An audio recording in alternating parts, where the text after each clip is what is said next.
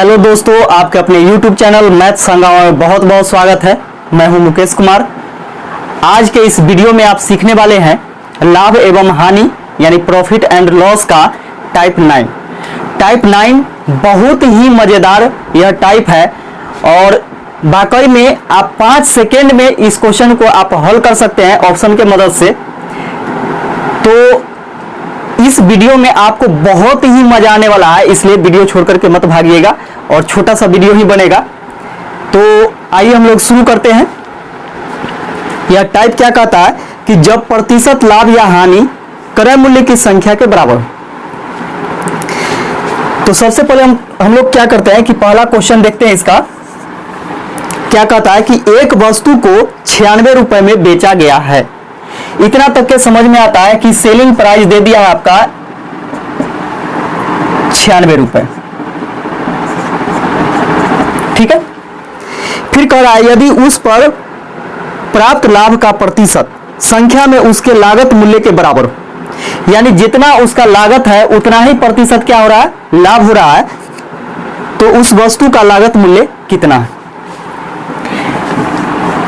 तो देखिए लाभ प्रतिशत जो है प्रॉफिट परसेंट वह लागत मूल्य के बराबर यानी कॉस्ट प्राइस के बराबर है। यदि हम कॉस्ट प्राइस 100 रुपया मान लेते हैं तो प्रॉफिट कितना होगा, 1% होगा। ये चीज दे रखा है। ठीक है। तो उस वस्तु का लागत मूल्य पूछ रहा है। ऑप्शन में हम लोग देखते हैं यहां पे ऑप्शन नंबर ए में 70 रुपए, बी में 60 रुपए, सी में 90 रुपए, डी में 100 रुपए। तो थोड़ा सा इसमें हम लोग क्या करते हैं कि नियम से देखते हैं। नियम से देखने के बाद क्या होगा कि आपको आसानी से समझ में आएगा कि वो कैसे होता है। ठीक है। अब यहां से हम लोग देख रहे हैं कि सेलिंग प्राइस किसके बराबर होता है, तो कॉस्ट प्राइस पर लाभ या हानि के बराबर होता है। ठीक है। तो यहां पे बोला है कि ये प्रॉफिट हो रहा है यानी लाभ हो रहा है, तो हम लोग लिखते हैं यानी प्रॉफिट या लॉस किस पर निर्भर करता है, कॉस्ट प्राइस पर निर्भर करता है। तो जितना इसका कॉस्ट प्राइस है उतना ही प्रॉफिट परसेंट। तो यहां से हम लोग देखते हैं एक्स का यानी कॉस्ट प्राइस का अगर प्रॉफिट होता है तो क्या करते हैं, 100 में जोड़ देते हैं बटा में 100 अब बराबर सेलिंग प्राइस। यानी कॉस्ट प्राइस पर क्या करते हैं कि लाभ बोलेगा तो 100 में जोड़ देते हैं और हानि बोलता है तो 100 में से घटा देते हैं और कॉस्ट प्राइस के साथ गुना कर देते हैं तो क्या निकलता है, सेलिंग प्राइस निकलता है। तो बराबर क्या, सेलिंग प्राइस 96 रुपए। अब यहां से इसको हल कीजिएगा तो ये हो जाएगा आपका 100x प्लस x में 1 से x स्क्वायर बराबर 100 से गुना कीजिएगा तो 9600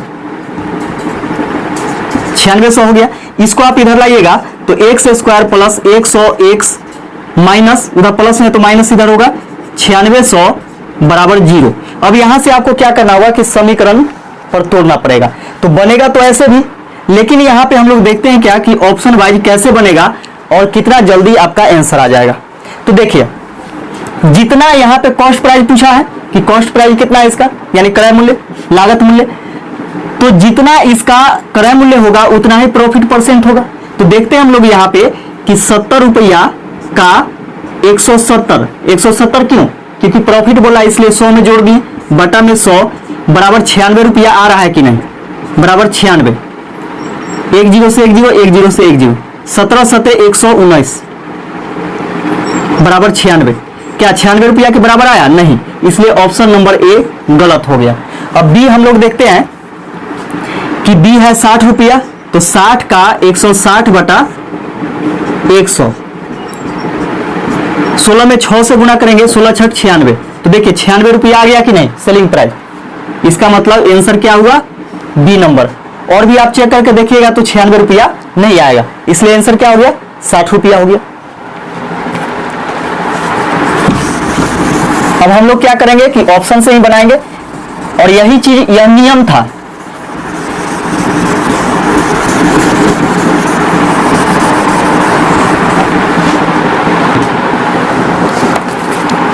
अगला क्वेश्चन देखिएगा।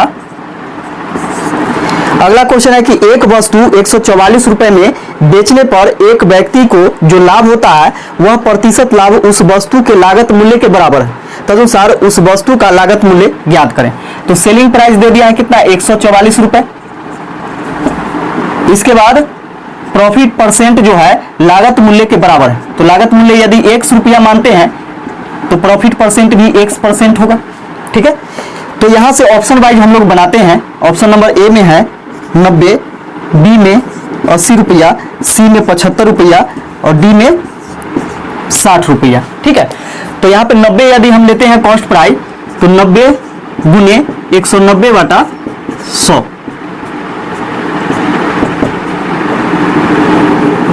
19 नमा 171। तो देखिए 171 रुपया आ गया, जबकि आना चाहिए कितना, 144 रुपया। तो ऑप्शन नंबर ए गलत हो गया।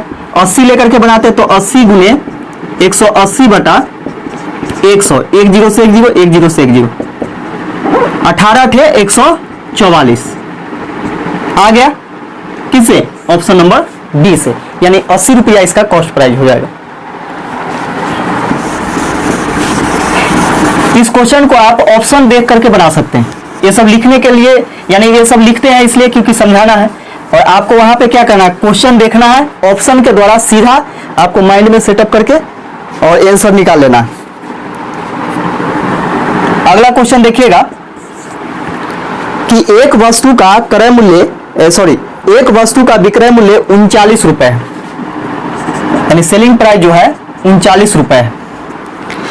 यदि उसका लागत मूल्य संख्यात्मक रूप से उसके लाभ प्रतिशत के बराबर है, यानी लागत मूल्य जो है उसके प्रॉफिट प्रतिशत के बराबर है, तो कॉस्ट प्राइस 1 रुपया मानते हैं, तो यह 1% हो गया।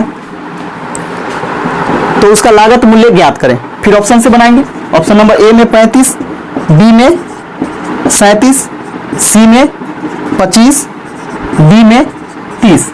अब यहां पे एक जादुई तरीका आपको बताते हैं कि ऑप्शन में आप देखिए, ऑप्शन में सब तो चेक करना पड़ता है। अब यहां पे आप देखिएगा कि जिसके इकाई स्थान पर 0 लगा हुआ है उसी का संभावना 99% होता है कि वही आपका आंसर होगा। ठीक है, तो देखिए यहाँ पे 35 है, 37 है, 25 है, तो ये सब नहीं हो सकता है। होगा कौन होगा, तो 30 वाला होगा। 30 वाला चेक करके देखिए डायरेक्ट, तो 30 गुने 130 बटा 100, 1 0 से 1 0, 1 0 से 1 0, 13 39 रुपया आ गया कि नहीं। ऑप्शन नंबर क्या हो गया, डी हो गया। यानी सभी को चेक करने का जरूरत नहीं, जिसमें इकाई स्थान पर 0 होगा उसी को लीजिएगा सबसे पहले। ठीक है,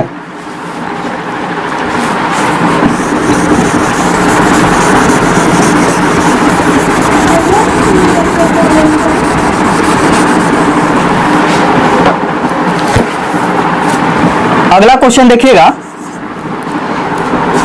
कुमार एक वस्तु 21 रुपए में बेचता है, सेल करता है, यानी सेलिंग प्राइस 21 रुपया है, जिसे उसको उतने प्रतिशत की हानि होती है जितने की उसने वस्तु क्रय की थी, यानी क्रय मूल्य के बराबर हानि प्रतिशत है। यहाँ पे लॉस परसेंट दे दिया है। ठीक है, किसका, क्रय मूल्य के बराबर, यानी 1 रुपया अगर हम क्रय मूल्य मानते हैं तो इतना ही प्रतिशत क्या हो रहा है कि उसको हानि हो रहा है। तो वस्तु का क्रय मूल्य क्या होगा, तो ऑप्शन नंबर ए में देखिएगा 21 रुपए या 100 रुपए, बी में है 36 रुपए या 27 रुपए, सी में 28 रुपए या 43 रुपए, डी में है 30 रुपए या 70 रुपए। ठीक है, यहां पे दो क्रय मूल्य आपको दे दिया है और इसी से क्या करना है कि देखना है।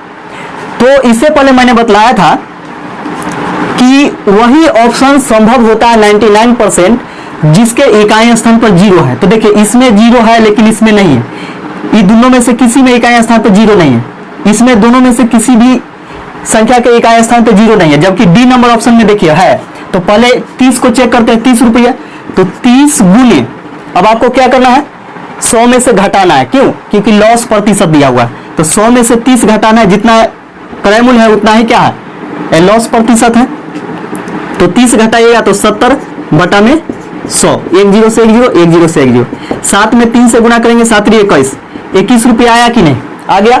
अब क्या करना है कि 70 रुपया लेकर के चेक कीजिए, तो 70 गुने, अब 70 घटाइएगा तो कितना आ जाएगा 30 और बटा में 100, 1 0 से 1 0, 1 0 से 1 0, 3 7 21, दोनों कंडीशन में आ रहा है, यानी ऑप्शन नंबर आपका डी आंसर हो जाएगा।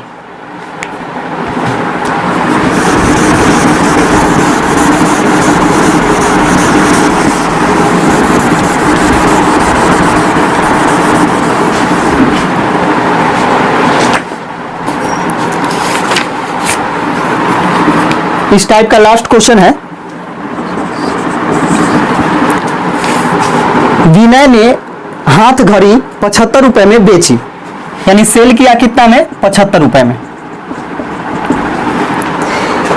जिससे उसे घड़ी की लागत कीमत के बराबर प्रतिशत लाभ प्राप्त होता है, यानी प्रॉफिट प्रतिशत जो होता है वह इसके क्रय मूल्य के बराबर होता है। 1 रुपया यदि क्रय मूल्य है तो 1% भी प्रॉफिट हो रहा है। तो लागत मूल्य क्या है, यानी कॉस्ट प्राइस पूछा है, तो जो चीज पूछता है वह चीज आपके ऑप्शन में दिया हुआ रहता है, ठीक है। तो यहाँ पे हम लोग देखते हैं ऑप्शन नंबर ए में 150 रुपए, बी में 175 रुपए, सी में 60 रुपए, डी में 50 रुपए और ई में क्या है, इनमें से कोई नहीं, नन ऑफ दीज है, ठीक है। तो यहां से हम लोग देखते हैं क्या कि 150 रुपया, अब देखिए इकाई स्थान पे जो जीरो है उसी को लीजिए, बी नंबर ऑप्शन तो ऐसे भी नहीं होगा, ठीक है। तो 150 लेते हैं, तो 150 गुने, अब 150 जोड़िएगा तो कितना हो जाएगा 250 हो जाएगा, 100 जोड़िएगा, 100 में जोड़िएगा कितना 150, तो कितना हो जाएगा 250 बटा में 100, 0 से 0, 0 से 0, 15 में 25 से गुना कीजिएगा तो बहुत ज्यादा हो जाएगा, ठीक है, 75 से बहुत ज्यादा हो जाएगा, इसलिए ऑप्शन नंबर ए गया। बी तो ऐसे भी जाएगा।